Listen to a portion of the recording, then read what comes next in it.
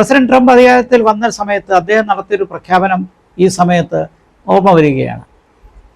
Gaza പുനർനിർമ്മിക്കുന്നതിൻ്റെ ഉത്തരവാദിത്വം America ഏറ്റെടുത്തോളാം എന്ന് പറയുന്ന ആ പ്രഖ്യാപനത്തിൽ നിന്ന് തന്നെ നമുക്ക് മനസ്സിലായി അമേരിക്ക ഗാസ വിട്ടുകൊടുക്കാൻ സമ്മതിക്കില്ല എന്നും ഇസ്രയേലിൻ്റെ കൈവശത്തിൽ ഗാസ വരണമെന്നുള്ള കാര്യത്തിൽ അമേരിക്കയ്ക്കും വാശിയുണ്ട് എന്നുള്ളതാണ്.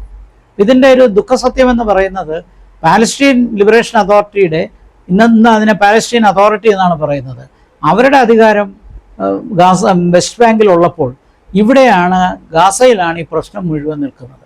പാലസ്റ്റീൻ അതോറിറ്റിയുടെ ശക്തി ദുർബലപ്പെടുകയും തീവ്രവാദി സംഘടനകൾ ഗാസയിൽ ശക്തിപ്പെട്ടു വരികയും ചെയ്യുകയും അത് ഇനിയും തുടരാനുള്ള സാധ്യത ഉണ്ടാവുകയും ഉള്ളപ്പോൾ എങ്ങനെയാണ് സമാധാനം കൈവരിക്കുന്നത്?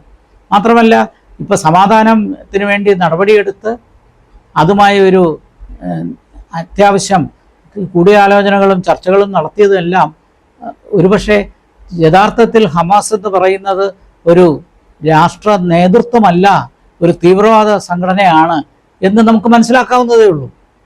അപ്പോൾ ഹമാസിന് അങ്ങനെ ഒരു തീവ്രവാദ സ്വഭാവം ഉള്ളത് കൊണ്ട് തീർച്ചയായിട്ടും ഗാസയിൽ എങ്ങനെയാണ് സമാധാനം പുലരുന്നത്? ഇപ്പോൾ കഴിഞ്ഞ ഒരു 3 ദിവസത്തിനിടയ്ക്ക് 600ഓളം പേർ കൊല്ലപ്പെട്ടതായി വാർത്തകൾ വരുന്നുണ്ട്. അത് കൂടുതലും പാലസ്തീനികളായ ഹമാസ് സംരക്ഷിക്കാൻ കഴിയാത്ത സാധാരണക്കാരായ പൗരന്മാരാണ് ഗാസയിൽ കൊല്ലപ്പെട്ടതും ബോംബിടലിൽ വിധേയരായവരും. ഇസ്രായേൽ ശക്തമായി വ്യോമാക്രമണം നടത്തുന്നുണ്ട്. ഇനി കരയുദ്ധവും ആരംഭിക്കും എന്നുള്ളത് ഉറപ്പാണ്. ഗാസ പ്രദേശത്തിൻ്റെ വടക്കുഭാഗം ഏതാണ്ട് ഇസ്രായേൽ കൈവശപ്പെടുത്തിയിരിക്കുന്ന ഒരു സാഹചര്യമാണ്.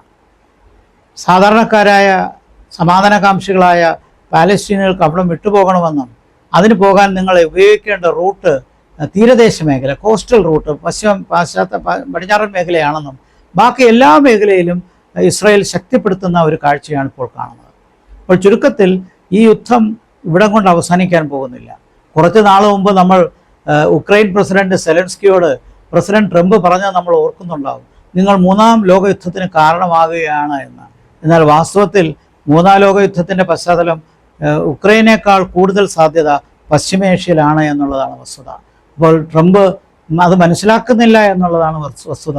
കാരണം യമനിൽ നിന്ന് ഹൂതികളുടെ ആക്രമണം ഇസ്രയേലിന് നേരിടേണ്ടി വരും.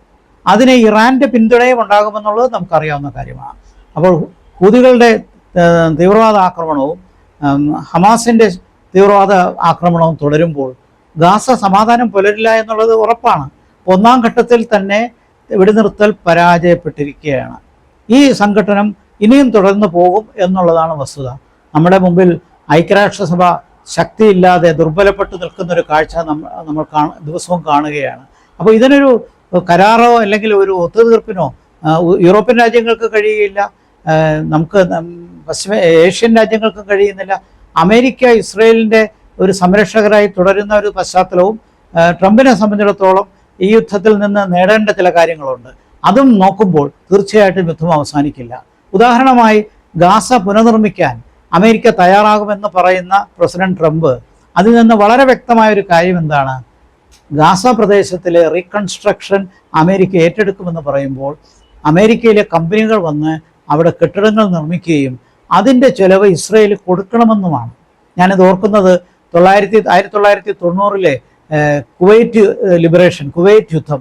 അന്ന് കുവൈറ്റിനെ ആക്രമിച്ച് ഇറാഖ് കൈവശപ്പെടുത്തിയപ്പോൾ തിരിച്ച് ഇറാഖിനെ പുറത്താക്കിയ അമേരിക്ക കുവൈറ്റ് നഗരം റീകൺസ്ട്രക്ട് ചെയ്യാനായിട്ട് അമേരിക്കൻ കമ്പനികൾ അവിടെ വന്ന് കെട്ടിടങ്ങളൊക്കെ നിർമ്മിക്കുകയും വീണ്ടും കുവൈറ്റിനെ ഒരു പരിഷ്കാര രാജ്യമാക്കാൻ ശ്രമിക്കുകയും ചെയ്തു.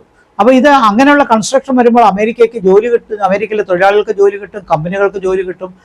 അന്തർദേശീയ ബന്ധങ്ങളിൽ ഇതിന് ചെക്ക് ബുക്ക് ഡിപ്ലോമസി എന്ന് പറഞ്ഞാൽ നമുക്ക് ക്ലിയർ ആണ്.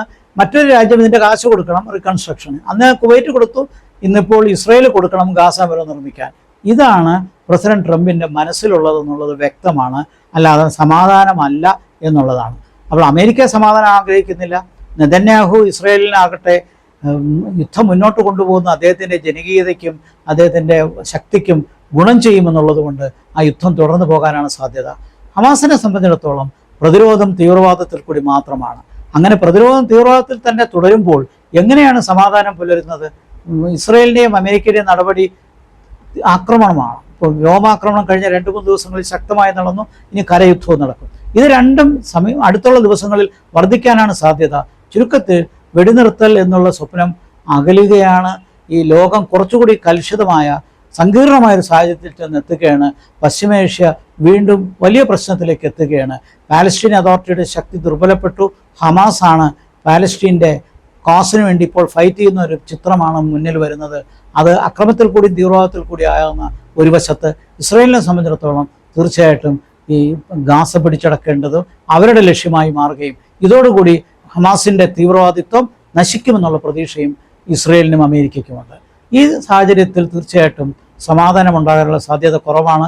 നിർഭാഗ്യവശാൽ ഈ യുദ്ധം തുടരുകയും കൂടുതൽ സംഘടനകൾക്കും കാരണമാവുകയും നിരപരാധികളായ പാലസ്തീനികൾ അവിടെ ഗാസയിൽ നിൽക്കുന്നവർക്ക് വലിയ പ്രശ്നങ്ങളാണുള്ളത്. അവരെ സംബന്ധിച്ച് ഓടി ഒളിക്കാൻ സ്ഥലമില്ല എന്നുള്ളതാണ്. ഹമാസ് ഒരു വശത്ത്, മറുവശത്ത് ഇസ്രായേൽ. ഈ രണ്ട് കൂട്ടരുടെയും ഇടയിൽപ്പെട്ട നിരപരാധികളായ ആൾക്കാരാണ് ഇക്കാര്യത്തിൽ രക്തസാക്ഷികളാവുന്നത്. ചുരുക്കത്തിൽ പശ്ചിമേഷ്യ കൂടുതൽ കലുഷിതമാകുന്ന ഒരു സാഹചര്യത്തിലാണ് നമ്മളിപ്പോൾ കാണുന്നത്.